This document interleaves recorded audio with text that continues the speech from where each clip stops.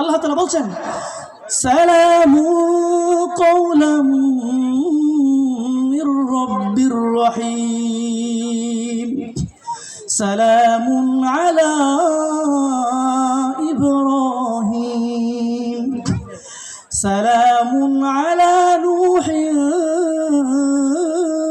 Feel আলামিন সালামুন আলা মূসা ওয়া হারুন সালামুন আলা ইয়াসিন। আল্লাহ তাআলা বলছেন রব্বুল আলামিনের পক্ষ থেকে নাম ধরে ধরে প্রত্যেকজন নবীর উপরেই আল্লাহ তাআলা স্বয়ং নিজে সালাম এবং শান্তির বার্তা পাঠিয়ে দিয়েছেন। সকলেই বলি আল্লাহু আকবার। শুধু ইহাই না, আল্লাহ রাব্বুল আলামিন স্বয়ং পৃথিবীতে আমাদের প্রিয় নবী বিশ্বনবী মুহাম্মদুর রাসূলুল্লাহ সাল্লাল্লাহু আলাইহি ওয়াসাল্লামের সর্বপ্রথম সর্বশ্রেষ্ঠ সহধর্মিণী হযরত খাদিজাতুল কুবরা রাদিয়াল্লাহু তাআলা আনহাকে স্বয়ং আল্লাহ তাআলা আসমান থেকে সালামের বার্তা পাঠিয়েছেন। সুবহানাল্লাহ। সালাম হচ্ছে ইসলামের গুরুত্বপূর্ণ একটি শিয়ার এবং নিদর্শন। সালামের মধ্য দিয়েই পরিষ্কার হয়ে যায় কে মুমিন আর কে কাফের। পবিত্র কোরআন বলছে لا تقولوا لمن ألقى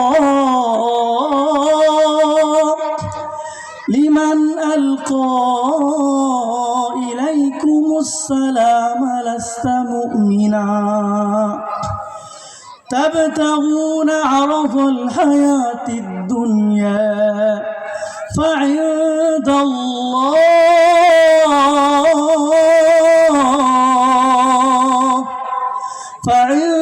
الله مغانم كثيرة।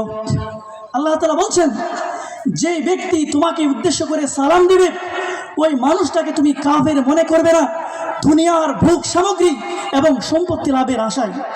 প্রিয় হাজরিন, এই আয়াতের একটি চমৎকার শানে নজুল রয়েছে, যেই শানে নজুলটি বিখ্যাত তাফসির গ্রন্থ তাফসিরে জালালাইনের মধ্যে আল্লামা জালালউদ্দিন সুয়ুতী রাহিমাহুল্লাহ লিখেছেন লাম্মা মাররা নাফারুম মিনাস সাহাবাতি রিদওয়ানুল্লাহি আলাইহিম আজমাইন বিরাজুলিন মিন বানি সুলাইমিন ফাসাল্লামা আলাইহিম ফাকালু মা সাল্লামা আলাইনা ইল্লা তাকিয়াতান ফাকাতালুহু।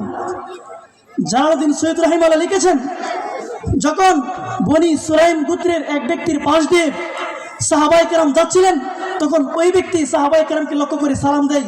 সাহাবায়ে কেরাম ভাবলেন এই লোকটি হয়তো কাফের, সে তার আত্মরক্ষার জন্য নিজেকে আমাদের হাত থেকে বাঁচাবার জন্যই সে আমাদেরকে সালাম দিয়েছে। এই কথা মনে করে সাহাবায়ে কেরাম তাকে হত্যা করে ফেললেন। নাউযুবিল্লাহি মিন যালিক। ঠিক তখনই আল্লাহ তাআলা কোরআনের আয়াত নাযিল করে জানিয়ে দিয়েছেন যে ব্যক্তি তোমাকে সালাম দিবে এই ব্যক্তিকে তুমি কাফের মনে করে হত্যা করা যাবে না, হত্যা করতে পারবে না। আলোচনা শেষ করে দিব। এই সালামের গুরুত্ব কি, সালামের গুরুত্ব সম্পর্কে প্রিয় নবীজি বলছেন লা তাদখুলুনাল জান্নাতা হাত্তা তুমিনু ওয়া লা তুমিনু হাত্তা তাহাবু আওয়ালা আদুল্লুকুম আলা শাইইন ইযা ফাআলতুম তাহাবাবতুম আফশুস সালাম বাইনাকুম। প্রিয় নবীজি বলেছেন তোমরা ততক্ষণ পর্যন্ত জান্নাতে যেতে পারবে না যতক্ষণ পর্যন্ত একে অপরকে ভালো না বাসো। প্রিয় নবীজি বলেছেন আমি কি তোমাদেরকে এমন এক আমলের কথা বলে দেব সেই আমলটি তোমরা যদি করো তাহলে একে অপরকে ভালোবাসতে পারবে, আর একে অপরকে ভালোবাসার মধ্য দিয়ে তোমরা মুমিন হতে পারবে, আর মুমিন হইলেই তোমরা জান্নাতে যেতে পারবে। সেই আমলটি হচ্ছে আফশুস সালাম বাইনাকুম, তোমরা পরস্পরে সালামের প্রচার প্রসার ঘটাও। সুবহানাল্লাহ। মুহতারাম হাজিরিন, সালামের যেমন গুরুত্ব ঠিক তেমন ফজিলত। সাহাবী ইমরান ইবনে হুসাইন রাদিয়াল্লাহু তাআলা আনহু বলেন ইন্না রাজুলান জাআ ইলা নবী সাল্লাল্লাহু আলাইহি ওয়াসাল্লাম ফাকাল আসসালামু আলাইকুম قال النبي صلى الله عليه وسلم 10 ثم جاء آخر فقال السلام عليكم ورحمة الله فقال النبي صلى الله عليه وسلم 20 ثم جاء آخر فقال السلام عليكم ورحمة الله وبركاته فقال النبي صلى الله عليه وسلم 30। ইমরান ইবনে হুসাইন বলেন প্রিয় নবীর দরবারে একজন এসেছেন, এসে সালাম দিয়ে বলছেন আসসালামু আলাইকুম। প্রিয় নবীজি উত্তরে বলেছেন তুমি 10 নেকি পেয়েছো। আরেক ব্যক্তি এসেছে বলেছে আসসালামু আলাইকুম ওয়া রাহমাতুল্লাহি, আল্লাহ নবী বলেছেন তুমি 20 নেকি পেয়েছো। তৃতীয় আরেক ব্যক্তি এসেছেন, এসে সালাম দিয়েছেন প্রিয় নবীকে আসসালামু আলাইকুম ওয়া রাহমাতুল্লাহি ওয়া বারাকাতুহু।